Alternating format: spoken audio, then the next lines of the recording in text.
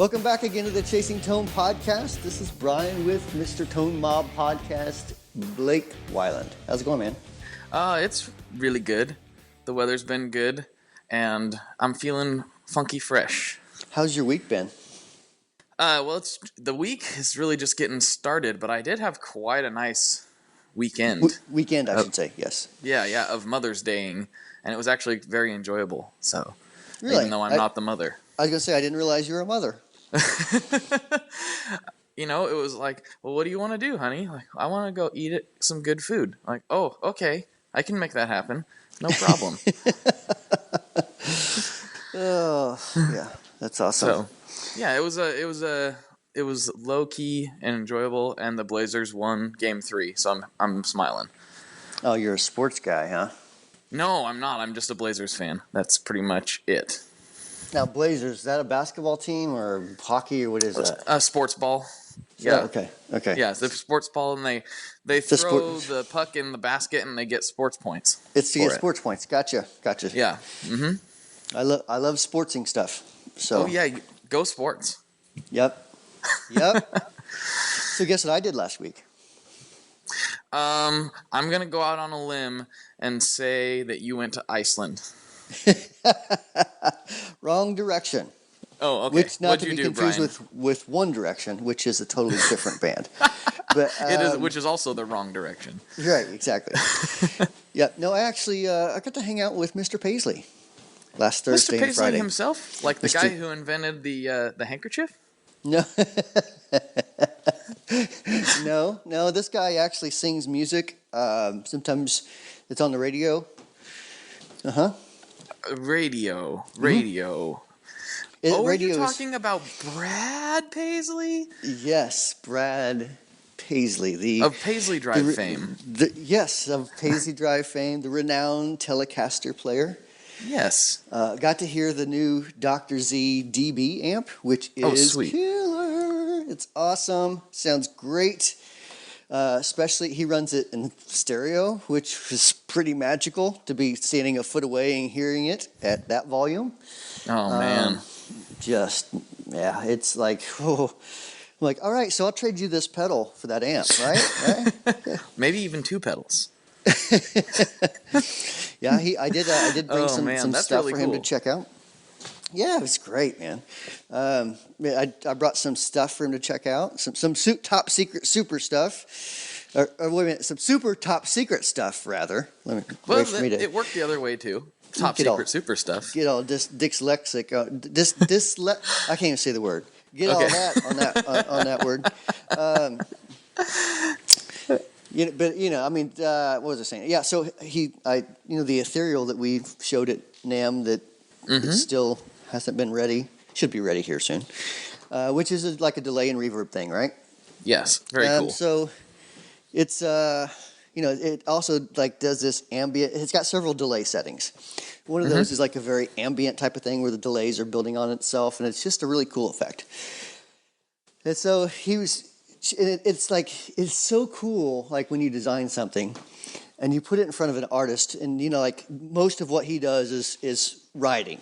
I mean, he does a lot of playing, but it's all about writing cool stuff that people want to hear, right? I mean, that's really what it comes down to. Of course. And it's like it's that moment where you're like, yes, this is the reason that I choose to do this. It's like almost like a validation. You know what I mean? It's always cool to hear like your stuff being played. Like you turn on the radio, like, I made that pedal he's playing. That's cool.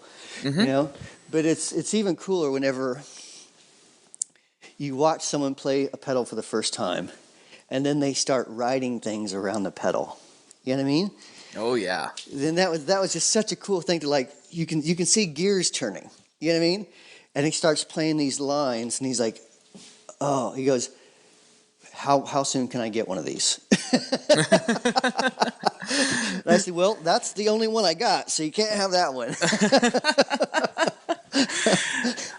Like, you're going to have to hold off. Otherwise, I'd say today. But, Right. That's really cool. I mean, that's about as ringing of an endorsement as it gets. Like, how soon can I get one of these? Like, right. Well, I wasn't prepared for this, so. Well, it's just cool because like that's always what I'm striving for is, that moment where someone plays something and they write, like it inspires them to write something around what they're hearing. You know what I mean? That's like the most gratifying part of building pedals and anything to do with music equipment, I think. Right.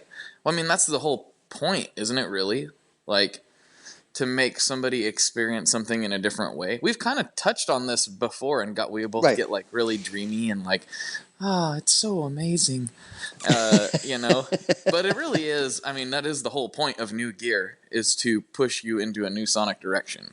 I think so. I mean, there's companies that have exceptions to that, but I think most of the boutique guys, or whatever you want to call us, aren't necessarily that way. Mm-hmm. But when you go to NAMM, you'll see a lot of different. Well, you've been to NAMM, lots of effect companies there that their whole goal is to bring you something as cheap as possible, not as good as possible, but as inexpensive as possible. And that's not really that's not my thing, man. Right. I don't like to sacrifice sound or anything like that just for the sake of a couple bucks. But I also know that limits us. Not everyone can afford a $200 pedal. I totally get it. Yeah. But I just don't really want to make the sacrifices necessary to build a $30 pedal.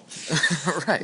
Well, I mean, like, as kind of dumb as it sounds, because everyone knows I don't know how to design anything, but I could do that. I've already like researched how that works. Mm-hmm. Like you go on Alibaba.com and you can pull up these like $30 pedals that you can buy for $5. Right.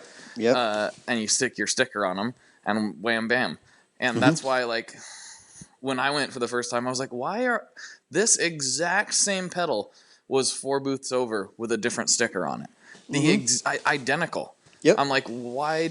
I don't understand. I understand like the business model, move a whole bunch of volume and sell things as cheap as possible. But I was surprised at how many companies had the identical things in their lineup. No, exactly right. Yeah. And obviously it's working for them on some level. I don't know how well, but it is. Yeah, I don't know either, man. That market is so much different than our market. I just don't know that much about it. Right. You know what I mean? But I mean, I remember, and I'm sure you do too. I mean, there's been a few smaller companies over the years that pop up that have taken these cheaper, inexpensive pedals, rehoused them, and then call it boutique or whatever. Mm-hmm. I can name names, but I won't. Yeah, so. not a big fan of that stuff myself. No, and personally. They put the goop on it, and they're like, look at my fancy new wah pedal that I made that is actually made by somebody else, but I said that I made it, and I put goo all over it, so yeah. Well, there's been all kinds, not just the wah thing, but there's been overdrives and I mean that's obviously the most common thing. Sorry. I mean, I've seen entire lines that they've created that you open it up, you're like, this is the identical circuit board to this $30 pedal.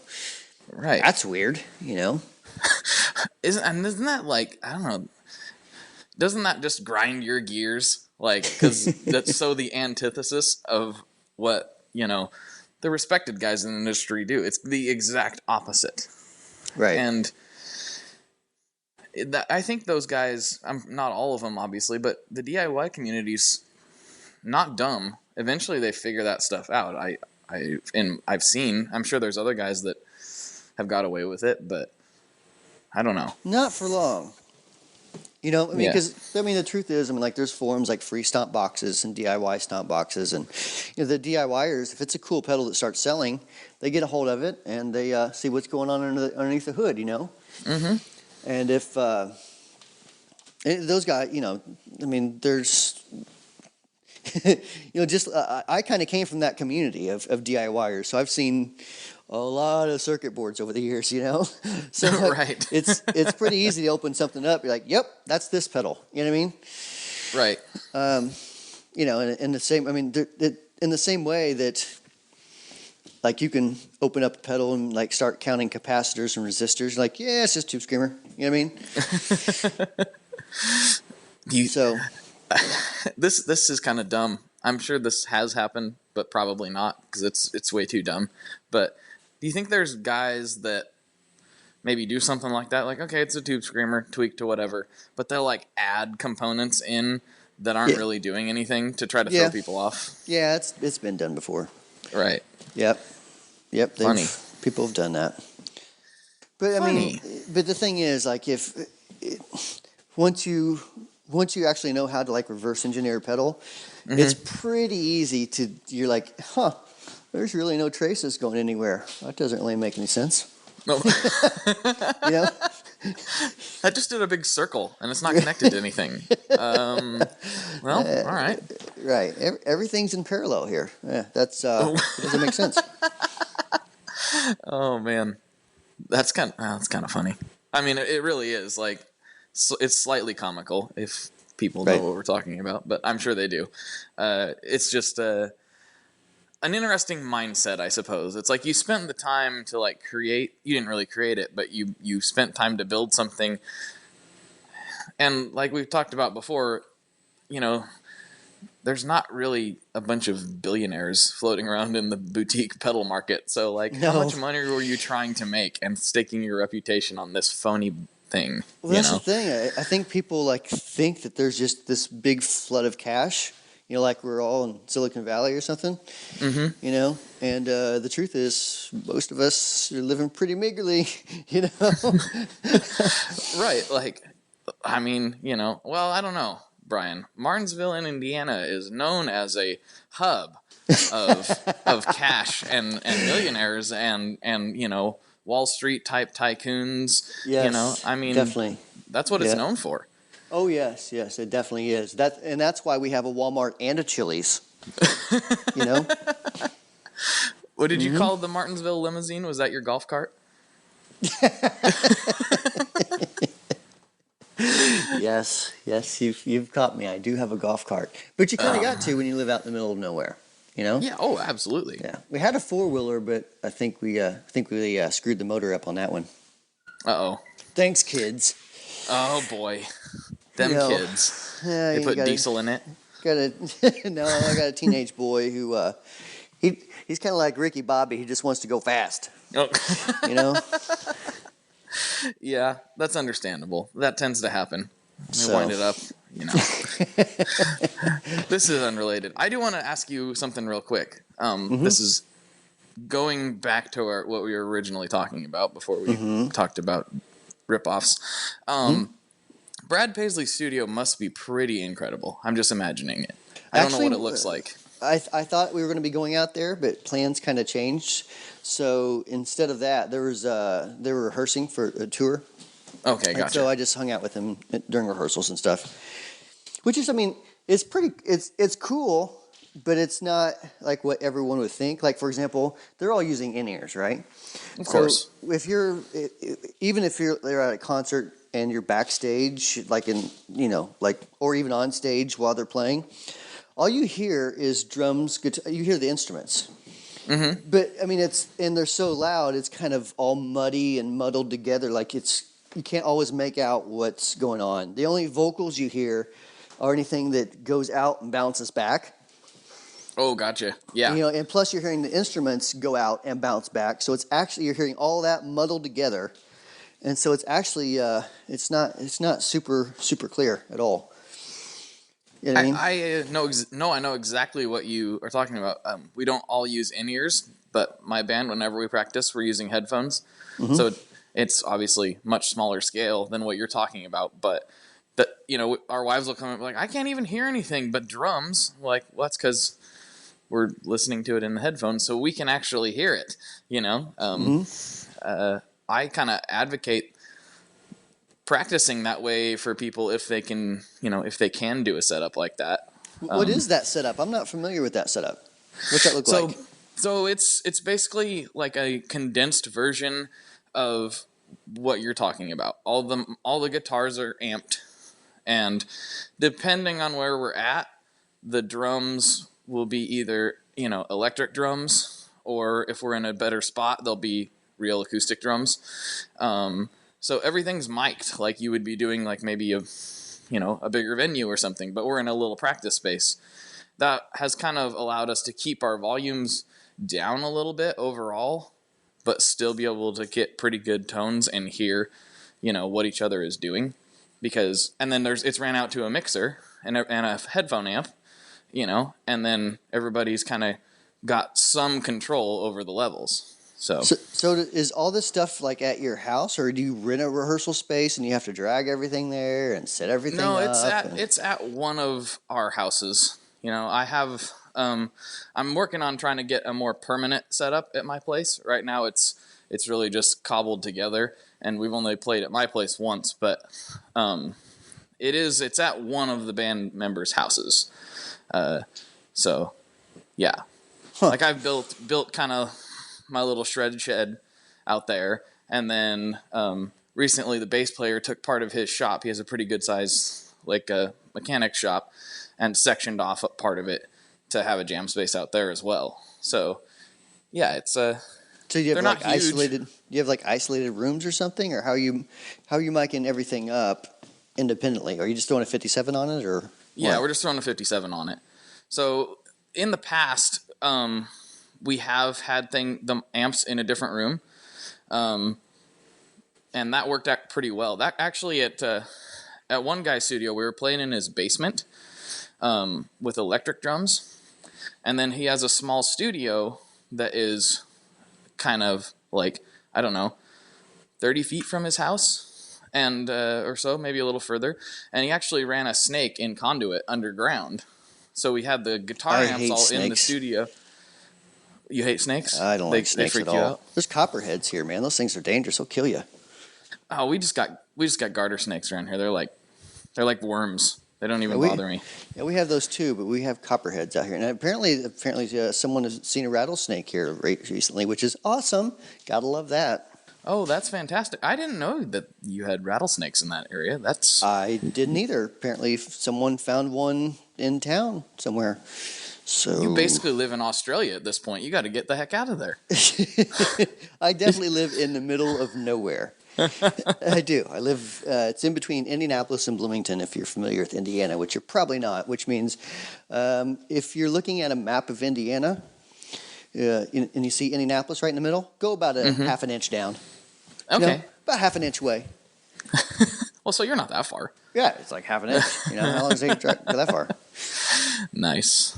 So, anyways, I totally interrupted you when you're talking about you have a snake that goes underground. Yeah, so it's like a very large snake. I can't remember how many channels it was, but basically they were sending and receiving the instrument level signal through the snake to some amps that were inside the studio. So it was actually in a completely separate building, and then it sent them back to our mixer and headphone amp. I might be oversimplifying that because I didn't set it up, and I may be explaining it kind of wrong. But so in that case, they were isolated from us, and it was super annoying because the drummer's playing electric drums on like rubber pads, and we're singing and playing basically unplugged in electrics. Right. So you can imagine what that sounds like to everyone above us. Well, yeah, it sounds basically like all they hear is I'm imagining the guitar, like unplugged guitar, and some guy beating on cardboard boxes, and then several guys singing every now and then. Yep, exactly. And we'll get done with like, man, that sounded great. Damn, that was awesome. And like, that was super annoying. Like you, but the wives are going. There was sound. There was sound of a sort there. Yeah. Can't say it sounds great, but pretty much. I mean, that's the gist of it. But it does work really well, and we kind of applied the same idea to once we had more isolated spaces. We could have the amps in there with us and kind of get, the room moving, or the air moving off the amp, kind of blowing your pant legs a little bit, but it's like in between. I don't know. It's kind of an interesting setup. I don't see many guys that do it, but it's great for being able to hear each other in a small space. So, I'll tell you something I found weird. Of course, a few close friends that whenever I'm in Nashville, we kind of hang out and stuff. So one of my other friends was playing around the corner. So we went and saw him. Then we just kind of walked around and, checked out a few other bands because everybody kind of knows everybody that plays down there on Broadway. And I'm noticing a trend. I'm noticing that people, like a lot in the past would say, I love your pedals and stuff. Now people are saying, I watch your videos all the time. I love them. And I'm like, what about her pedals, though? Do you like those? That's not good. So, hey, you got to start charging for your videos. Well, that's the thing. So I'm thinking, maybe we just stop the pedals altogether, and I just go full. I'm just a YouTuber now. I need to start going to some YouTube conventions and stuff, and maybe I need to get a good gaming channel going. Apparently. I mean, that, I'm so not a gamer, so that just blows my mind how huge. I know the gaming market itself is huge, but I don't understand sitting around and watching people play video games. You realize that you're like a 70-year-old man in like a 25-year-old man's body, right? Yeah, I know. You were born in the wrong age. I think so. I don't know what age I should have been born in, but I think this was the incorrect one. But then I couldn't do this. We couldn't do the podcast, and I do love this, so... That's true. This is like a fancy group party call, right? Or what they used to call that? I forget. A party line. Party line, yeah. It's like a fancy party line. Oh yeah. Right, Papa? Yep. What's that podcrastination or something? You guys get on a party line and get jibber jabber? Is that what you guys do? What's the big deal about these pods you're doing? I don't even know what you're talking about stuff, and it's not even on the radio. Right, It don't exist if it ain't on the radio. What you doing, boy? Only casting I do is a fly. So you on that new fandangle the internet thing, But yeah, I know. I don't know. I guess I am an old man. I've never really been a big gamer. I dig my NES and Sega Genesis. I'm a little bit far behind on that. Yeah. So see, I when it's winter, I have more gaming time. But yeah, right now, I haven't even turned on an Xbox or a PS4 for several months now, actually. But there's a new Call of Duty coming out. So Call of Duty? Call of Duty. That's a new game. Call of Duty. There's a new Call of Duty coming out. Okay. It's going to be awesome. I did play a little Call of Duty, but the first time they had the Nazi zombie killing thing. I was really into that. I was never good at it, but it was fun. Nazi zombie killing things. Okay, how far behind am I? Okay. Yeah, you're a little ways back there, but yeah. Next time you're on your Nintendo 64, let me know and we'll hook up. Hey, I like it. I actually do have a Nintendo 64. As funny as that may sound. I don't doubt it. You're playing your Super Mario Brothers or whatever and getting down on it. Anyways. Oh, I'm so old. But yeah, maybe you need to start a gaming channel. Apparently people like to watch each other play video games. It sounds funny, but I actually have thought about doing that just because really for no other reason than no other music companies have started a gaming channel. I kind of like to be first to stuff. I was one of the first guys that really embraced email marketing, in 2002 or 3 or whatever it was. Mm-hmm. And I was one of the first guys that started jumping on Snapchat. And I keep noticing more and more people getting on that. We've talked about that before. Yeah.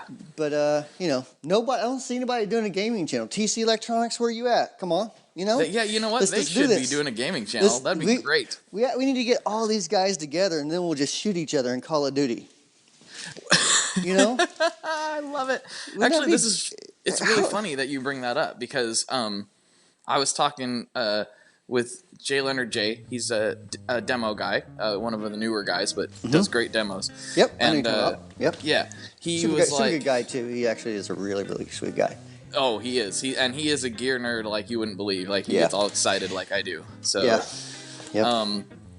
But he was talking about coming down to the Tacoma Guitar Show, which will be over by the time this airs, but and sitting down in a hotel room with various builders and playing video games and filming it. Not really filming the game, but filming them playing video games and just the interaction between the two of them, which I thought would be hilarious. That's the thing. It's a simple device that you connect to your monitor, and you can record that as well.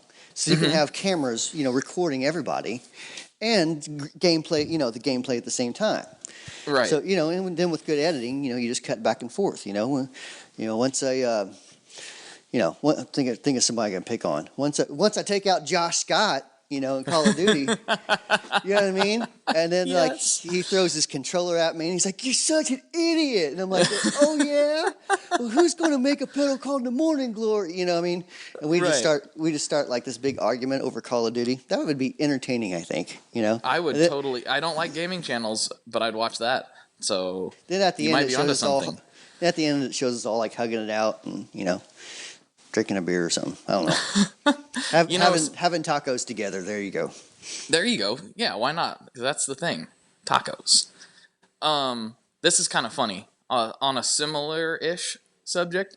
So last year at NAMM, my friends and I bowled against the Rockstock pedal guys. And we bowled for pedals. We didn't have pedals to give them, so it was either if we win... Well, really, it was a win-win for us. But if we won, they gave us pedals. If they won, we had to buy them. So that would have been a really funny video to make. But it's kind of along the same lines. But anyway. Another great thing I did this weekend. And totally unrelated to guitar stuff as well. So I'm sure if you're still listening, you have a little bit more space that you can forward through here for the next 3 minutes. So I took my son to the driving range, right? And I'm not a golfer. I am not a golfer. I had some clubs I bought at a yard sale like 15, 20 years ago, right? I'm like, I'm good to go. Let's go hit some balls, And apparently golfers take their sport pretty seriously. Oh, yeah. Baby. I have my 15-year-old boy who's basically a clone of me with a lot more energy. And, I'm all hopped up on coffee anyways at this point.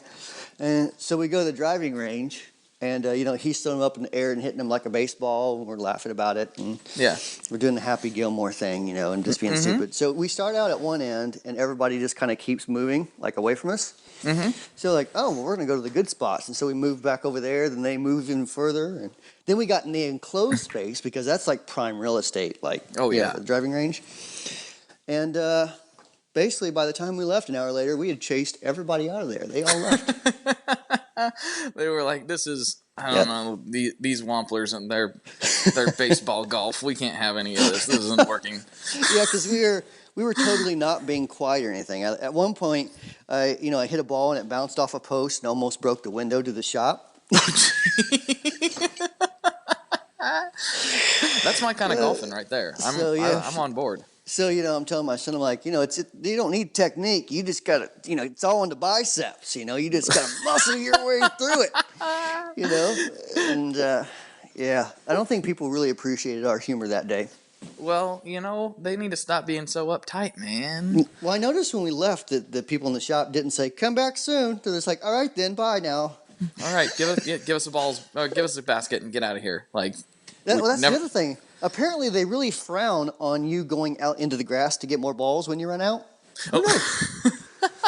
Well, I may be an elderly gentleman who's starting to develop dementia, but I did know that one. I was tuned into that. Well, my excuse was, we've already chased everybody away. What's the harm in it, Did you guys do the thing where you aim for the golf ball driving range Zamboni? Well, see, that was our goal. That was our entire intent. Is we actually said, let's go see if we can hit the tractor guy. That's why we wanted to go. Hit golf balls so you can, of course, ping off the tractor. That's because you do that and it's like ultra high five, like yes, But apparently he was either sick that day or just decided not to do it. Maybe you chased him off the field as well. Maybe so. I was looking for him. He knew. He was like, "This guy's been here before. I know his game. I'm not picking up nothing. I'm gonna pick up my sack lunch and eat this sandwich until he goes home." Maybe that very well could have been the case. So right, if you just joined us from fast forwarding, we just got done talking about golf now. Right. And this is the gear segment of the show. This is the part where we're supposed to have a gear thing prepared. Okay. Well, Brian Wampler, please tell me, what are your opinions on true bypass versus buffered bypass? Because we all need to hear that again. Yeah, sure. That should be the title of this episode. That'd be kind of funny. Because then it's not about that. That would be even better. I love that kind of stuff. Or people would be really, really irritated at us. You know what I mean? I think if they've gotten this far in the episode, they already are, regardless of the title. Right. So okay. So here's a cool thing that I'm doing this weekend. Okay, I'm ready.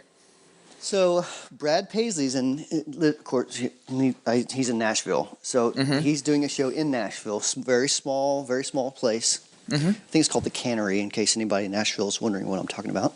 Oh. He's doing a show with Robin Ford. Oh, really? Mm-hmm. Now that's cool. Yes, so of course I had to make sure that I was going to be at that one. So I will be going back to Nashville this weekend to see Brad Paisley and Robin Ford duel it out. That'll be sweet. I'm pretty excited about that. The Cannery, I think I drove by it. That is not a very big place. No, it's a small, intimate place. Very limited amount of seating in there. So it should be a pretty good show. That's pretty rad. It might be close enough where I can heckle them. You suck! Where'd you learn to play guitar? Jersey? Is that a thing? I don't know. I don't know. But I am pretty excited about that. That should be pretty cool. I'm anxious to see what kind of rig he plays there versus, because, his stadium tours and stuff. I mean, I got some pictures. I'm trying to think how many. I bet he's probably got 15 amps now. 16, 17 amps. He's using a lot of Category 5. What'd you say? I said are they all rocking like when he's playing, or does he he switches. like to have them to rotate? Yeah, he switches. So I mean, any given song he may use 3 or 4 different amps if he wants to. Yeah, he has that option. Why not? I would if I was him. So yeah, I mean it's and he runs stereo, so it's pretty wild. He's using a lot of Category 5 stuff. I saw he's Category 5, and he had the new Dr. Z DB amps, which sound great. Right. They sound great. Running blue Alnicos in it, looked like. So yeah, it was pretty awesome. Well, that sounds quite tasty. Awesome. Yeah, quite tasty indeed. Yep. I tried to get him to trade me, but he would not trade me a pedal for an amp. Here's a question. You may have talked about this before, but have you ever actually got to like strum a chord through any of his stuff? Like of that caliber, Not everything plugged up. I mean, I've fiddled around on his guitars before, but he's never said, "Here, play this song while I walk out front and check the monitors," or anything like that. Nothing like that. But, I have these fantasies of that these things happen, but I know in reality that they don't actually happen. I'm always fully prepared with a pick and pocket in case he's like, "I wonder what that sounds like out front." I'm like, "Here, you guys, let me play your song for you. You just go out front and check it out." You just go out there and take your time. Really feel the room. Listen, to every corner. I'll put some notes out there for you. Right. Take a time to explore the acoustics and really absorb, so that you have everything just right. Right. Yeah. It's I don't know. Travis Feaster is the guy that used to be on the podcast before episode 65ish or so. He got the. And we haven't even talked about it on the podcast. I think we were at a sound check, or I'm sorry, at a pre-show. So we're at sound check. And Brad was like, "Listen to the sound of this acoustic," and he stuck his in-ears in Travis's ear. And I'm like, "Dude, if that was me, I would have never washed my ear again." I forgot about that. I remember you guys talking about that. And Travis was like, "I couldn't stop but thinking his earwax is in my ear." And he probably has like custom in-ears that don't quite fit Travis. Right. Yeah. Unless they're ear twins. Is that a possibility? I don't know. I never asked him. Like, so did it fit? Well, that's something to once you get off of this recording here, text Travis and see if they fit. I will. Yeah. I'll be like, hey, remember that time that you swapped ear wax with Brad Paisley? What was that like? That's not very many people can say that. He should wear that. He should get a T-shirt printed up that Dude, says something along those lines. He totally needs a T-shirt printed up that says that. Yeah, I swapped earwax with Brad Paisley. I went to a Brad Paisley show and all I got was some earwax. Something like that. No, I mean he's the only one who can say that, probably. Right. Hopefully, the Paisley crew, if they happen to be listening to this, know I'm teasing.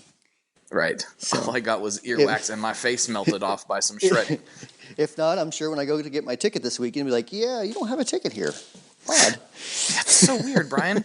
Something about Brad was worried he would swap earwax with you, and he didn't end up offering you a ticket. I don't know what the deal is, but right, yeah. For some reason, they're just not here. So, well, such is life, right? All right. So with that, I think that's a good place to end this episode on. I think so. You got anything to add? Any final outbursts or moments of clarity? No, not really. I'm pretty muddy at this point. I don't have anything intelligent to add to this conversation regarding Brad's earwax. All right. So for those listening, if you have any questions, email podcast@wamplerpedals.com. And I do read those myself, and I do respond myself. So just so you know, you can check us out on Facebook. Check out our Facebook page. What's it? Wampler Pedals Tone Group. And of course, you got Todd. Tone. What is your website? Oh, I don't know. ToneMob.com, right? I think when I registered it was tonemob.com. And on all the various social medias, it's the Tone Mob. And then there is the Tone Mob Facebook group as well. And if you have you want to tell me to never talk to Brian about Brad's earwax again, you can send that to info@tonemob.com and I'll delete it. I will send you back a bag of fingernail clippings. That's right. So not Brad's, though. Not Brad's. All right. So until next week, thanks for listening, and we will talk to all of you guys later.